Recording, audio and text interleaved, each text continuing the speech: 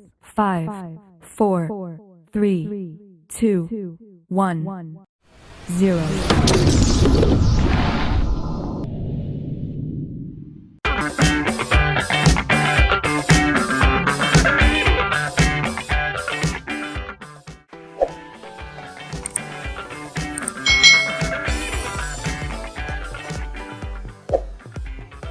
Hai. Selamat datang di channel YouTube Kak Citra. Hari ini kita akan belajar bersama-sama untuk mata pelajaran tematik kelas 4. Kita belajar di tema 5, pahlawanku, subtema 2, pahlawan kebanggaanku, pembelajaran yang pertama. Mari adik-adik kita belajar dengan penuh semangat ya. Ketika masa kerajaan Hindu-Buddha mulai melemah, masuklah agama Islam di wilayah Indonesia. Siapa yang mempunyai peranan penting di masa kerajaan Islam? Ayo kita cari tahu bersama-sama. Benny ingin mengetahui lebih lanjut tentang perjuangan setelah masa kerajaan Hindu-Buddha. Bersama Benny, mari kita cari tahu lebih lanjut perjuangan tersebut. Di sini ada Sultan Hasanuddin. Nah, Sultan Hasanuddin ini adalah salah satu tokoh agama Islam yang mempunyai peranan sangat penting. Sultan Hasanuddin ialah raja dari kerajaan Islam Goa Talo di Makassar, Sulawesi Selatan. Oleh Belanda, ia itu dijuluki ayam jantan dari timur karena kegigihan dan keberaniannya melawan Belanda. Ia membela kepentingan kerajaannya dan kepentingan rakyatnya dengan gigih. Ia berusaha menegakkan kedaulatan dan memperluas wilayah kerajaan. Ia berhadapan dengan Arupalaka, Raja Bone yang dibantu oleh Belanda. Sultan Hasanuddin ini dikenal arif dan bijaksana loh. Beliau merasa sedih karena harus bertempur melawan keluarga sendiri. Arung Palaka Latenri Tata Toerung sudah seperti saudara kandung sendiri bagi Sultan Hasanuddin. Sultan Hasanuddin mempertimbangkan bahwa pertumpahan darah di kalangan orang Makassar dan Bugis harus segera dihentikan.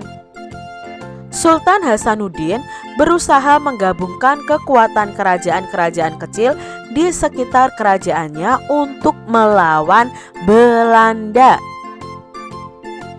Karena perjuangan dan jasa-jasanya, nama Sultan Hasanuddin ini diabadikan sebagai nama jalan dan universitas di Makassar, Sulawesi Selatan.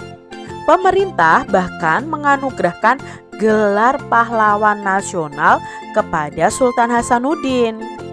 Setelah wafat, Sultan Hasanuddin dimakamkan di Kompleks Pemakaman Raja-Raja Goa di Sulawesi Selatan. Nah, Kompleks Pemakaman Raja-Raja merupakan peninggalan sejarah yang perlu dijaga kelestariannya. Kompleks pemakaman ini pun dijadikan objek pembelajaran sejarah bagi bangsa Indonesia. Demikian tadi informasi mengenai Sultan Hasanuddin yang merupakan salah satu raja pada kerajaan Islam Goa Talo yang ada di Makassar. Dia itu berani melawan penjajah Belanda adik-adik yang saat itu menjajah Indonesia. Apa yang ingin kamu ketahui tentang Sultan Hasanuddin? Nah, mungkin yang ingin kalian ketahui, beliau ini adalah pahlawan dan dia adalah raja dari kerajaan Goa yang ada di Sulawesi Selatan. Nah, mungkin ada yang ingin kalian lebih lanjut pelajari tentang Sultan Hasanuddin. Nah, mungkin yang ingin kalian ketahui lebih lanjut tentang Sultan Hasanuddin adalah perjuangan beliau dalam melawan kesewenang-wenangan Belanda adik-adik.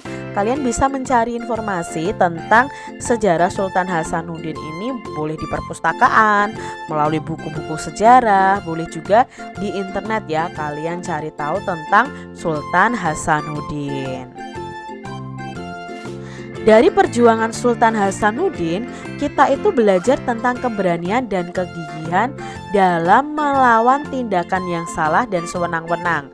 Ya, Belanda itu bertindak sesuatu yang salah karena menjajah Indonesia. Sultan Hasanuddin berusaha untuk melawan kesewenang-wenangan Belanda. Perjuangan beliau layak diteladani dan diberi penghargaan. Berbagai peninggalan Sultan Hasanuddin juga perlu dilestarikan sebagai pelajaran bagi generasi berikutnya. Bangsa yang besar adalah bangsa yang menghargai jasa para pahlawan. Bagaimana cara kamu menghargai jasa pahlawan? Nah, coba jelaskan jawabanmu. Nah, kita sebagai generasi penerus bangsa wajib loh menghargai jasa para pahlawan dengan cara sebagai berikut. 1. Dengan penganugerahan gelar pahlawan nasional ya, seperti yang didapatkan oleh Sultan Hasanuddin tadi.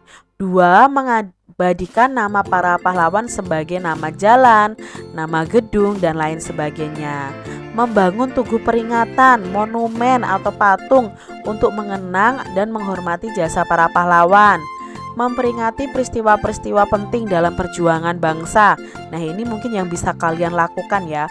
Kalau nomor 1 sampai nomor 3 ini mungkin negara atau pemerintah yang bisa melakukan. Untuk kalian bisa memperingati peristiwa-peristiwa penting dalam perjuangan bangsa. Kalian juga bisa berziarah ke Taman Makam Pahlawan. Pada waktu upacara kalian mengikuti dengan khidmat, ikut mendoakan arwah para pahlawan, melanjutkan perjuangan sesuai dengan kondisi sekarang. Nah, ini mungkin hal-hal yang bisa kita lakukan untuk menghargai jasa para pahlawan kita. Nah, di sini ada ya, turut menjaga bentuk peninggalan sejarahnya. Adik-adik, sepulang sekolah Beni menceritakan kepada kakeknya kisah perjuangan Sultan Hasanuddin tadi. Lalu Beni bertanya kepada kakeknya, bagaimana ya cara orang zaman dulu itu berkomunikasi ketika berperang? Beni sangat tertarik dengan cerita kakek tentang penggunaan cahaya sebagai alat komunikasi. Kakek mencoba menggambarkan proses berkomunikasi menggunakan cahaya dan cermin. Arah berkas cahaya berkaitan dengan posisi cermin dan sumber cahaya. Nah, kita akan mempraktekkannya adik-adik ya, berkomunikasi menggunakan cahaya dan cermin. Nah, alat yang perlu kalian sediakan pastinya cermin ya adik-adik ya.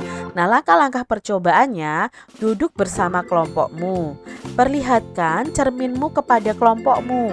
Gunakan cermin itu untuk memantulkan cahaya matahari. Jadi arahkan cermin itu ke cahaya matahari, otomatis cermin itu akan memantulkan cahaya tersebut ya.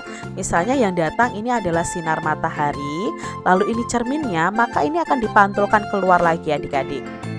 Diskusikan kode yang disepakati untuk berkomunikasi beserta artinya.